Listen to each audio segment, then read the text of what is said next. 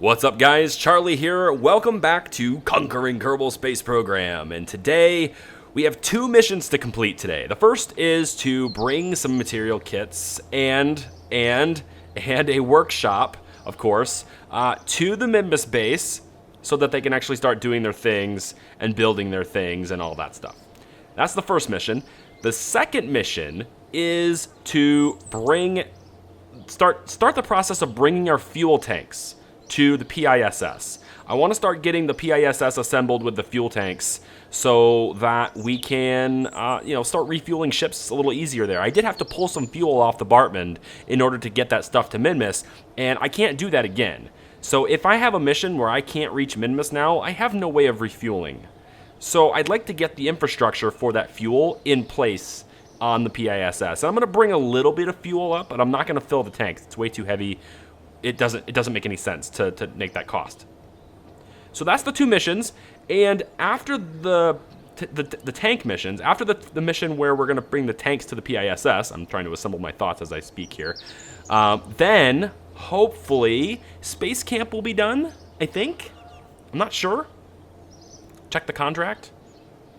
Looking for Space Camp. It's active, sorry. Active, Space Camp, here. It looks to me like it doesn't really tell me duration 40 days. It doesn't really, it's not check marking it. But I think it's been 40 days. I'm gonna have to really look back at that. After this video is done recording, I'm gonna go and look at that to see when we launched it, what day we were on when we launched it, because you can see the time in every single video, upper left-hand corner. And if it's been 40 days and it's not checking this off, I might just have to console it or something. So we'll see. Anyway, let's get started with our assembly process for mission number 1. Okay, in the VAB, let's check out kind of what we want to do here. I sort of have an idea. I've been kind of brainstorming. I want something simple, really lightweight, doesn't take a whole lot of effort to get it up there and maneuver it and stuff. So let's keep this as simple as possible, but we may have to actually bring a manned Kerbal because I kind of want a few more material kits up near the base, and in order to get those material kits up there, I'd rather not. Well, you'll see what I mean. Let's start with a cupola module, because eventually I think some Kerbals will actually be in here. I'm gonna maybe bring this up to about here. Yeah. Okay. Let's start with the cupola module, and let's see what else. Yeah. I was gonna use one of these little Kerbitats, surface Kerbitats. I was gonna use one of these and not the cupola module, but it's just so big. It's also very expensive compared to the cupola module too. And I don't think we need any more habitation. I think we have plenty of habitation up there. I could be wrong, but I don't think I am. Let's look in the USI menu here really quick. Where is it? USI, there you are. There's a part in the USI parts that I'm thinking of, and I want to find it. It's not this.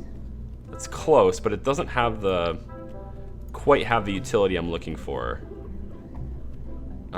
Is it down here? This, I think, is it. Yeah, that's it. So this is sort of this base module. It says integrated module base. And what I'm going to do here is deploy these legs and just kind of see what sort of landing potential they have. Ooh, they don't have a whole lot of clearance, do they? That's going to make putting an engine on the bottom pretty difficult. I think maybe we have... Do we have an engine that's really flat? I think there's one. It's a modded engine, but I think it's not... I mean, this is really small. That would work, except it's 1.3 kilonewtons, so that's not going to work. This one, I think, is what I'm thinking of. The Atlas. Low-profile engine, L2. It has 120 kilonewtons of thrust. That actually might work. For this little tiny thing, that actually might work just fine, especially around Minmus. Okay, so you have to figure out how to get fuel on this, but I also want to bring material kits as well. And I'm thinking maybe... Well, we could put some stuff on the top. I do want this to eventually have hatches that open, because I like the way it looks. But I think if we're going to do material kits and stuff, we can probably break stuff down. So maybe we go back to... Is it USI or is it... Maybe it's structural? Gosh, it's been so long. I need to reverse myself with where all these tanks are. Okay. I think these are what I'm looking for, these container tanks. That's too big. I need the smaller ones. Here we go. So this container tank can hold anything I want in it. Jeez, these are just like the ones on the PISS. And I want this one to hold material kits. Cool. Now we're not gonna put any material kits in there. I think I'm actually gonna copy this and make a second one. I love how they stack.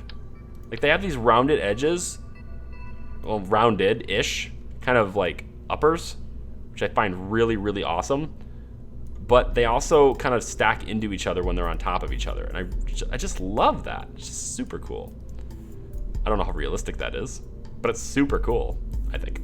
Okay, so this is gonna be 2 extra tanks material kits. That's gonna get us a capacity for 1,200 material kits to be brought up. Not a lot, but it's something. I need fuel for the engine though, so let's grab a fuel tank. If I stick this there, how silly does that look? Pretty silly. More importantly though, is how much fuel does it give us? Quite a bit, 611. Not enough. If we had 611 by the time we got around Minmus, like we're already orbiting Minmus and we have 611 left, I'd be happy, but I got a feeling that's not gonna happen. So let's get us some insurance policy. We're gonna use this nose tank here. Yes, that's gonna be good. That gets us 937 meters per second. Okay, I'm good with that. And then we can break this stuff down later when we want to too. We'll start by breaking these 2 things down when they're out of fuel. That will also put some material kits in here, in these tanks, if we have any available. Although I'm pretty sure we're gonna fill these up before we get to that stage, but that's okay. So this is what's gonna end up landing on the surface. I'm pretty happy with that. We need to get some other stuff attached to this though. So the whole purpose of bringing this up here is to bring a workshop. So let's grab USI, and let's find the workshop, the inflatable workshop. Where are you? There you are. Inflatable workshop, I want this on this side, I think. Let's make sure that's opening the right direction. It is. Doesn't it look glorious? That's cool. Isn't that cool? I think it's cool. Then I want to have aeroponics over here as well. We need some life support type stuff, and I'm thinking aeroponics is the way to go. Agricultural module, that's what I need. Here we go. There. Deploy that. Boom. Awesome, so we'll have that and that. Brilliance. I like it. I like it. It's simple, and it's not that expensive. 61 grand. 62 grand. It's not that bad, but adding those 2 modules that does increase the weight quite a bit, and our delta V is actually significantly lowered now. If I make this in Minmus mode, our thrust to weight ratio is amazing, but the delta V is of some concern. So I'm gonna have to add another fuel tank, I think. So what about we go, do I want to just use one of these? Doesn't quite look as good, but it doesn't need to look as good as badly as it needs to work. So I'm gonna have to be okay with that. 929 now. I can deal with that.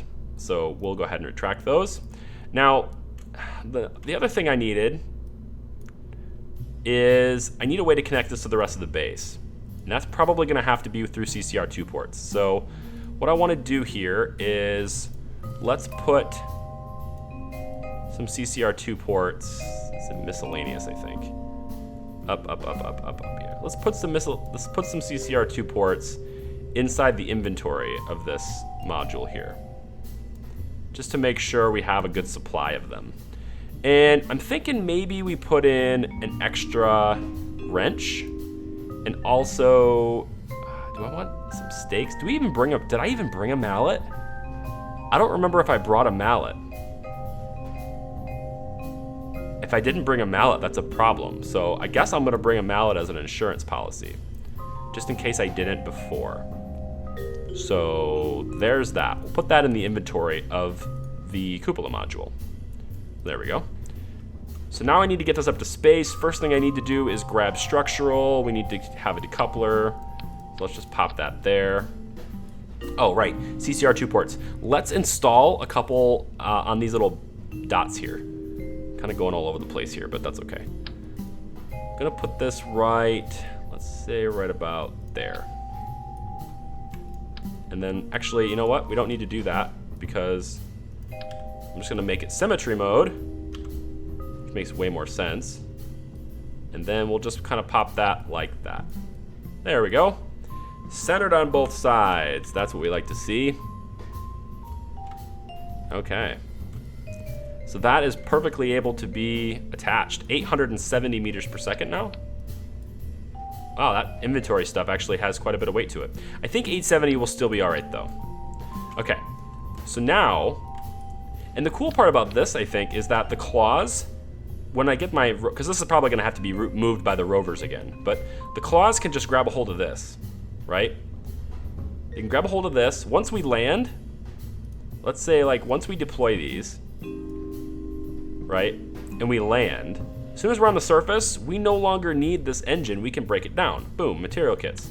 Then we're left with this. Claws can grab a hold here and here pretty easily, I would think.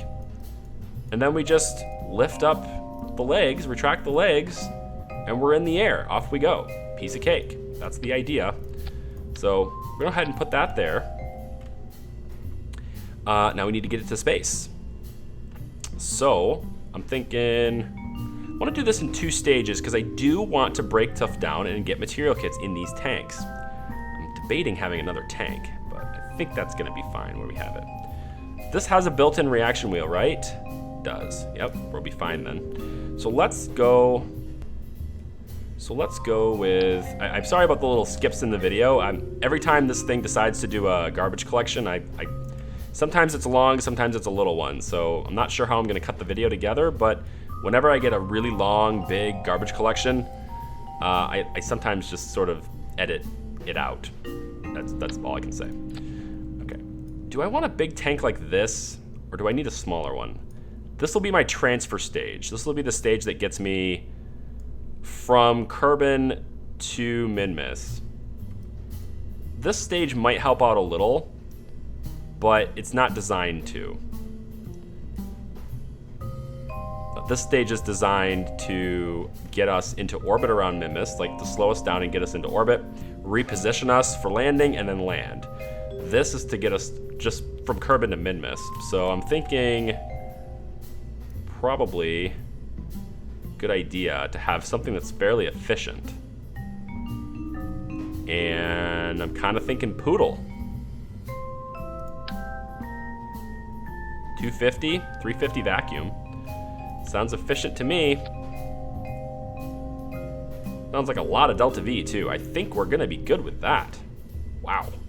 Not a very good thrust to weight. We're gonna have a long ass burn with that. But plenty of delta V to go around. I'm happy with that. As long as it gets us into orbit, I'm fine. Let's do another decoupler here. And then we need a stage to get us out of Kerbin. So this is going to be, I guess, the primary liftoff stage. So how about we go with a primary liftoff stage worthy engine, like the mainsail. Do I want to use the mainsail? I feel like it's got that problem with it, but it's the perfect engine for the job. It's just got that problem with it that it sometimes messes up on me. 1803 is not enough to do what it needs to do, but I've got some thrust to weight to go. Got a little bit of cushion there, so maybe I just add some more fuel. Let's try this one. That is adequate, I think. This will get us part of the way up, right? Then we'll detach, decouple, whatever you want to say. Then this will get us the rest of the way to orbit. If we time it right, which we probably won't be able to, but if I time this right, I might be able to launch myself into something that's very close to Minmus's inclination already. That might be all right. Yeah. I'm thinking I'm gonna try this out just the way it is and see what this does. So let's go ahead and get flight. I need to get a little bit of support down here. Like that. Let's try that out. And I'm pretty sure I'm gonna need a Kerbal for my plan, because the idea behind filling up these tanks is that I'm breaking down these components in order to fill the tanks up. And there's only one way I'm breaking down the components, and that's if I have an engineer with me. So, Alejandro B. Kerman, you're coming with me, buddy. Diago, you're coming with me, because I need you. So, let's see, what else am I missing here? Might need lights. I think people will probably like me to have lights. I don't care about lights, but I do care about solar panels. I might do both, because you guys will want me to have lights. So everyone is always like, put lights in your craft. Okay, okay. Where's the solar panels? It's an electrical dummy. Let's go with, these are the non-retractable ones. I'm gonna use the retractable ones anyway, just because they're not that much more expensive, if anything, right? 440 versus what? 380, like whatever. Okay, I'm thinking that's good. We have Alejandro. What we don't have though is any SAS, so we're gonna need a probe. Let's put on, ooh, no, do we want one of these inflatable storage modules? What are these? Smaller version of the MKS ILM, suitable for storing smaller quantities of materials. This has a logistics range of 2 kilometers. Balances nearby warehouse levels, but it requires 36 electric charge per hour. That's not a big deal. Can store what? What can it store? Let's see what this does. If I take the CCR2 port that's here and make it just a single port, and on the other side put the storage module.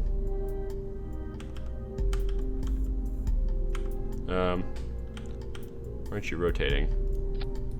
I feel like that's upside down. Pretty sure that's upside down. It won't let me expand it,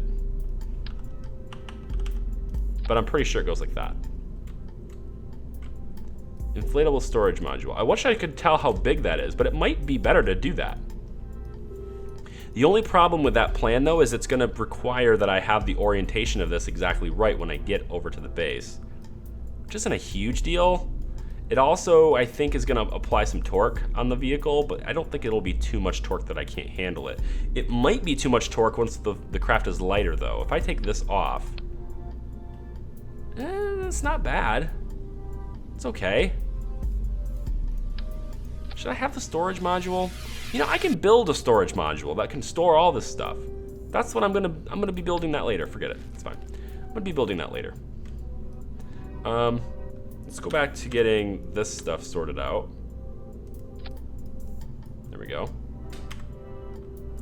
And then I think that's it. Oh, probe, right, we need a probe. Let's put the probe maybe on the back here. What probe am I gonna use though?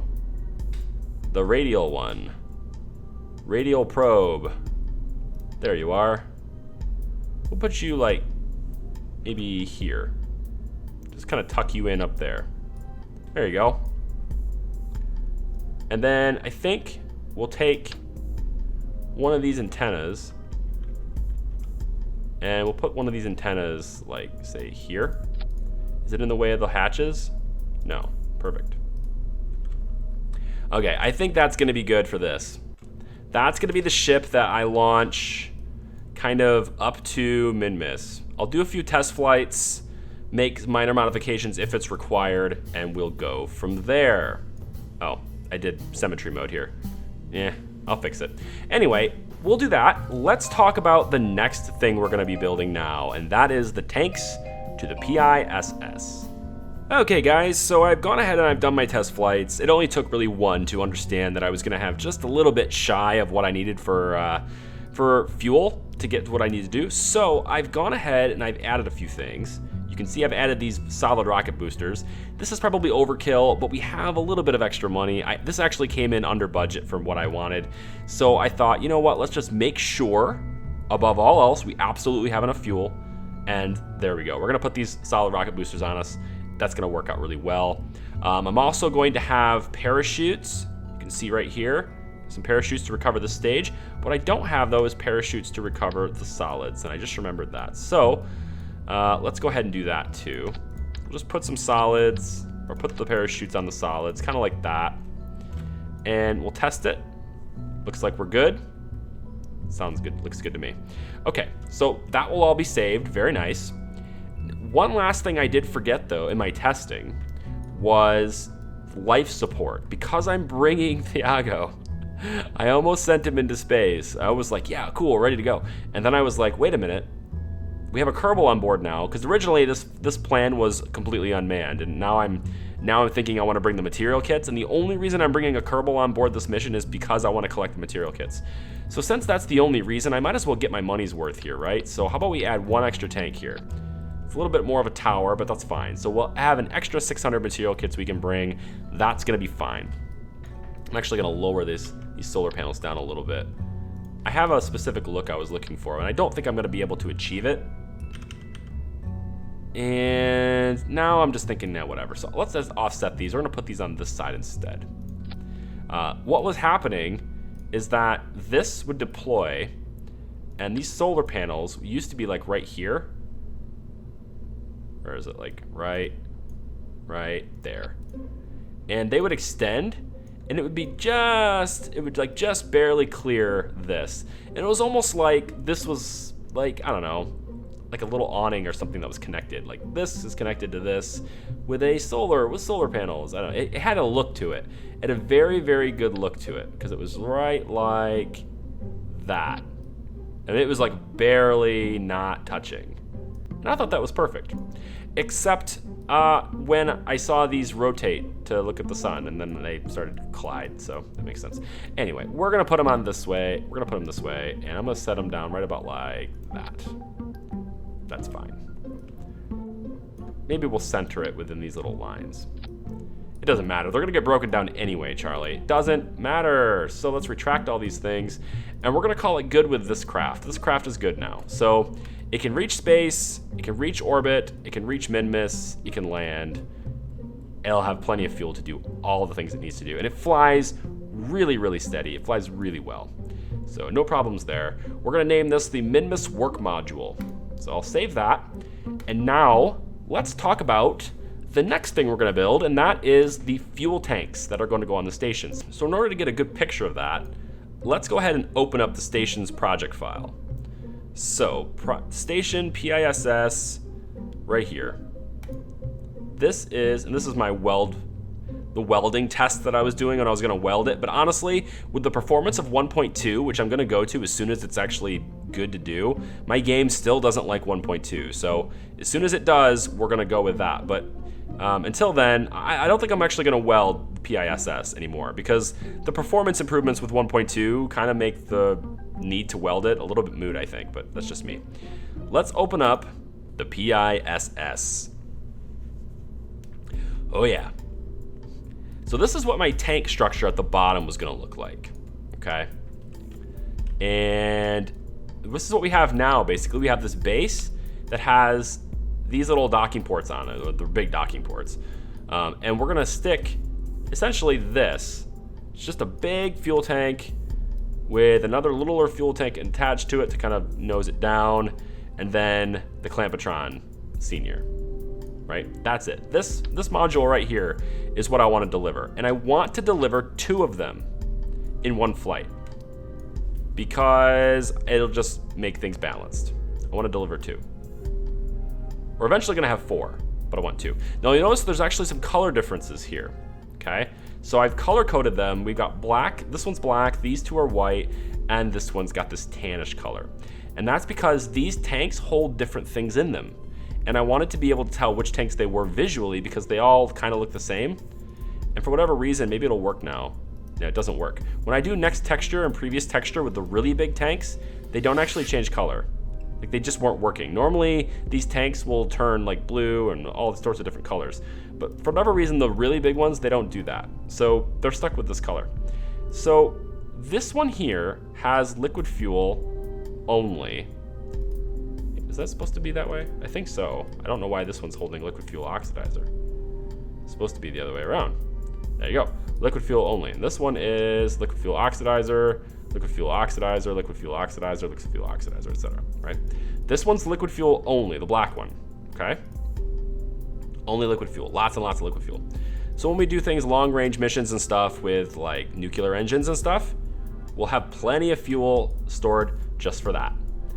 This one is holding liquid hydrogen. Now, I'm not sure what I need liquid hydrogen for, and I'm gonna send this tank up last because I might end up just having this be liquid fuel as well, or another LFO tank, I don't know. I might hold something different in it entirely, but for right now it's liquid hydrogen. I'm not sure what good it is.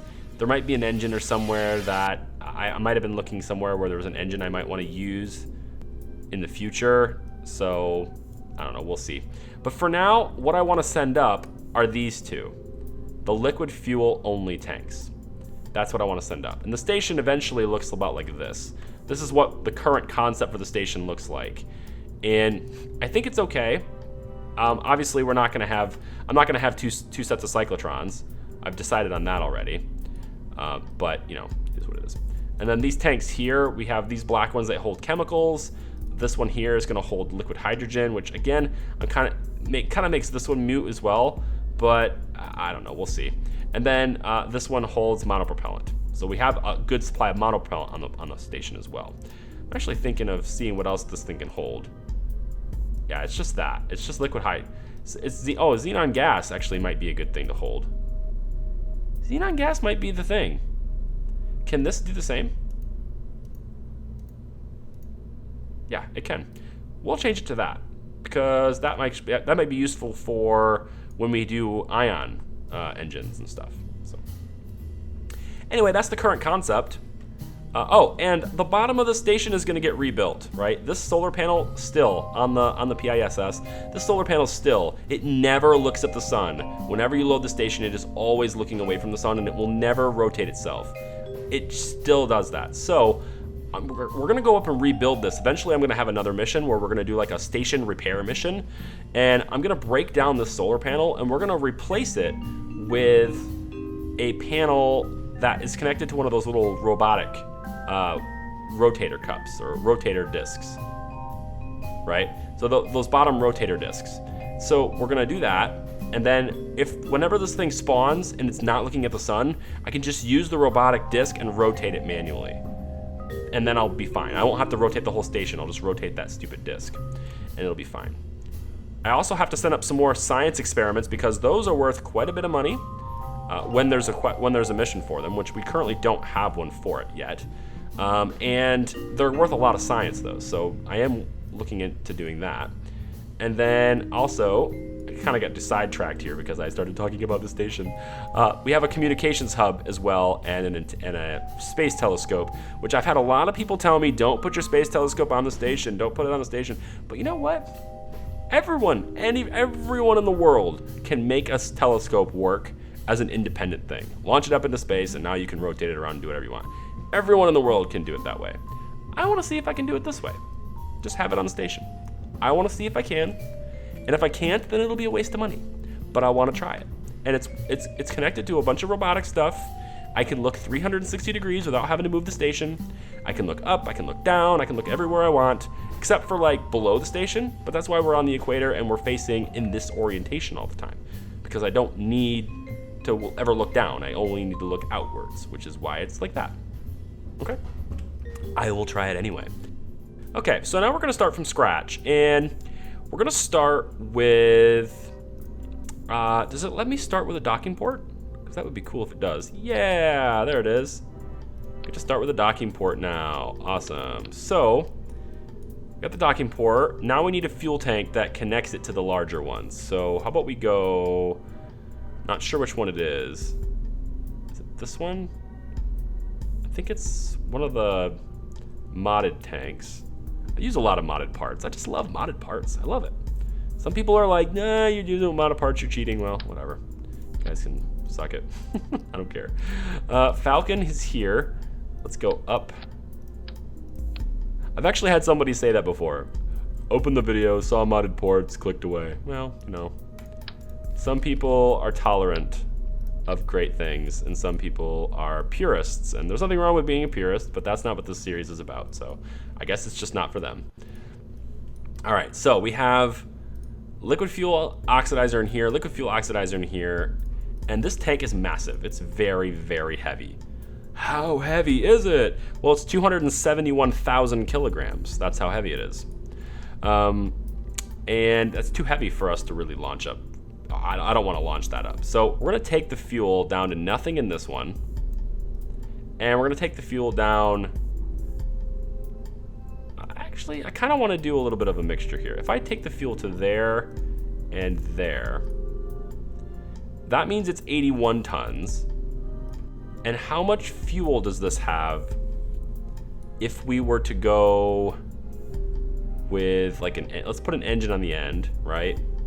If I put an engine on the end, let's say I put a mammoth on the bottom of this thing. I know it looks goofy as hell, but just go with it. It's gonna give us 2,300 meters per second of delta V. But I have plenty of thrust to weight ratio now. So what I'm thinking of doing is if I take the fuel, bring it up, right? It actually decreases my delta V. Wow, give it more fuel and it decreases the delta V. That's impressive.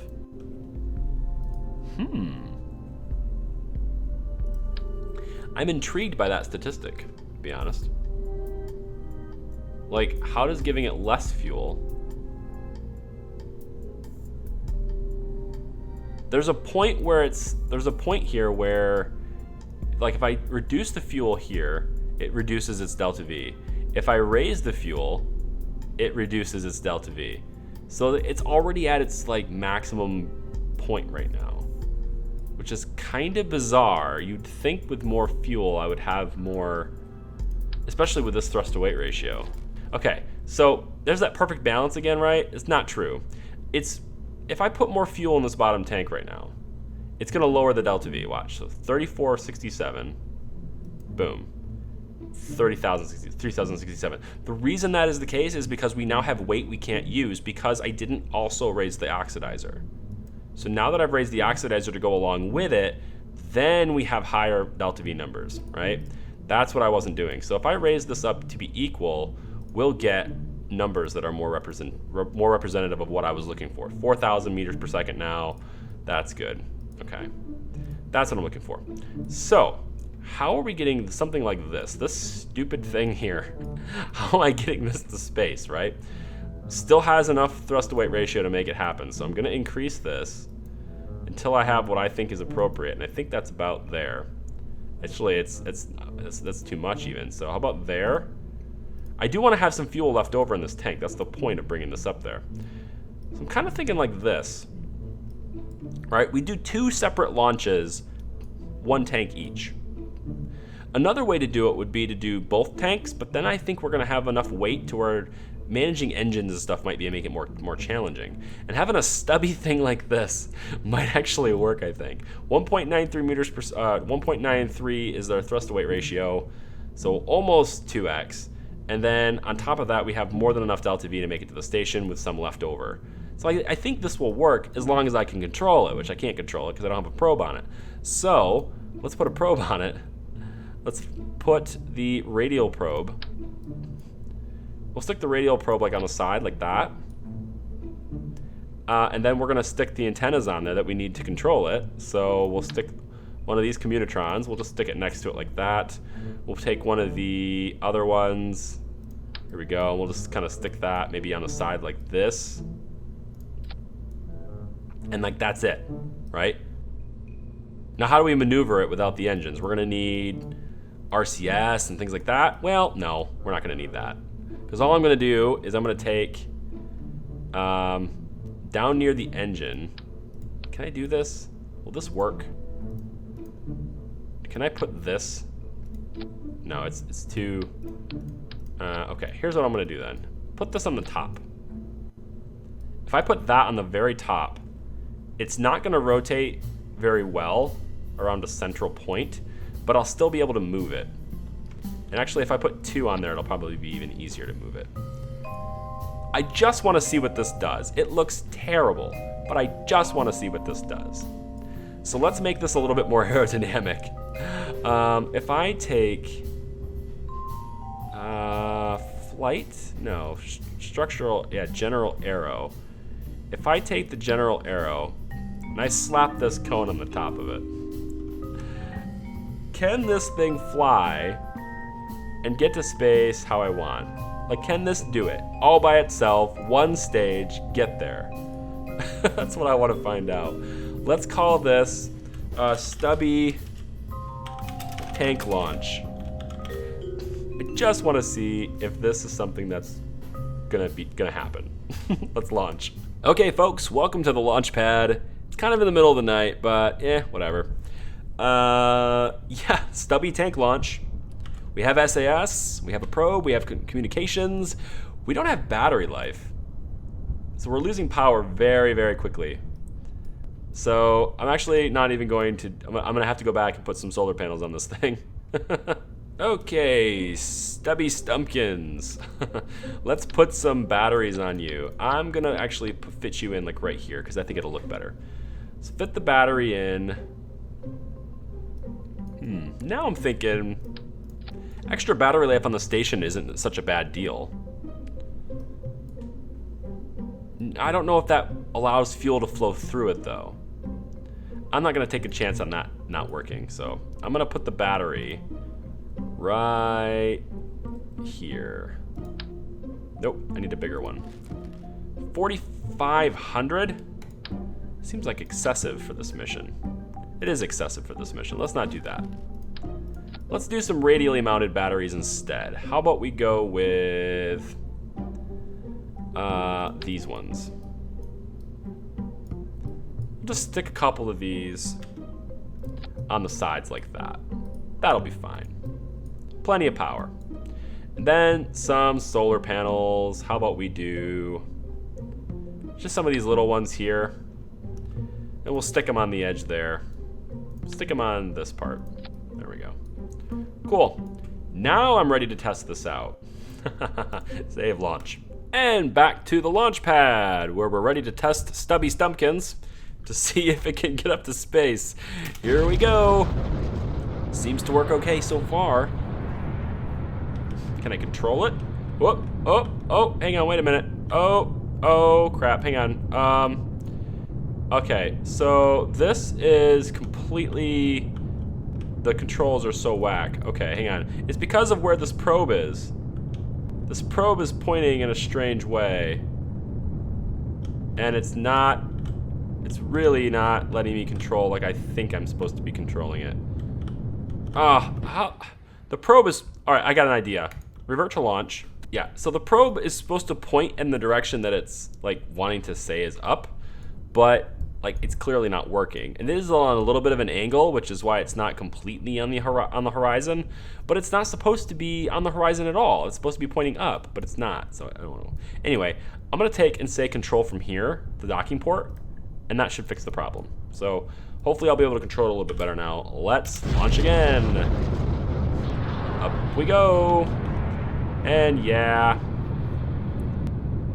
we can control it a little bit more like I can expect now. A little bit better. Not so confused anymore. Although I don't have any wings on this thing, so I am curious to see how that works out. But so far, it's pretty steady so far. And this is just one stage, get up there to the station. No farting around with that. Decouplers and all these other things. Let's just go, man. Can we just go? Can we just get up there? Nice and easy. Give ourselves a whole bunch of room. There we go. And now we just get ourselves up to about 120K. Oh man, that works really well. Stubby Stumpkins. I'm good with that. 130K, I'm good with that. Now, the station is kind of over here. It's gonna have to go around a whole bunch of times, but that's okay because we have something else to launch anyway. So let's just kind of go like this on the apoapsis, and let's circularize this, which will take us 944 meters per second to do. So let's tell this to point towards the node and execute the maneuver when you're supposed to. And then I want to make sure that this is out. There we go. Perfect. Oh yeah, more than enough maneuverability. Look at that. I mean, granted, we're rotating in a kind of a weird way, but it's still gonna point true. Points nice and true. Holds steady, exactly as it's supposed to. And it makes its burn like it's supposed to too. We'll go ahead and speed up. And we are in orbit around Kerbin with this thing with over 1,000 meters per second remaining. Now that's not indicative of how much fuel there is. 1,000 meters per second tells me nothing. So let's actually take a look at how much fuel is really in this thing. And the answer is not a whole lot, but that's okay. We have some. That's the point. There's some. And we are gonna fill these up with the resources from Minmus anyway. So the whole point is just to get there and connect it. And it's gonna, if you're wondering, like, how in the world am I gonna connect this with no RCS and all that? Well, don't worry. That's what I've got the tug for, right? So don't worry about that. That's what the tug's for. But yeah, so we have one of these tanks up in orbit right now. Perfect. I can launch another one of these just as easily, which is just really cheap. It's like 120 grand. I don't mind that at all. Not really. I think it would cost way more to send it up another way. Maybe not, but I think it would. Especially with fuel costs and stuff. Especially the heavier I make it, the more complicated I make it. Maybe this engine was a bit too expensive. It is a lot of thrust. You don't necessarily need that much thrust. So the engine, I might be able to cut some expenses on the engine. And, you know, the batteries were kind of expensive. Oh, the solar panels also. I need to extend these. There we go. Yeah, okay. So we'll just leave that in space. And we'll let that kind of go around. And eventually, we're going to rendezvous with the station. But that's going to take a while, because I didn't wait for it to line up. I didn't really care, to be honest. Eventually, I want the tanks in there, but I don't need them right there right now. It's a fully automated thing. There's no Kerbals on it, so whatever. Now, I'm going to go ahead and launch the other craft. So let's go ahead and go to the Space Center.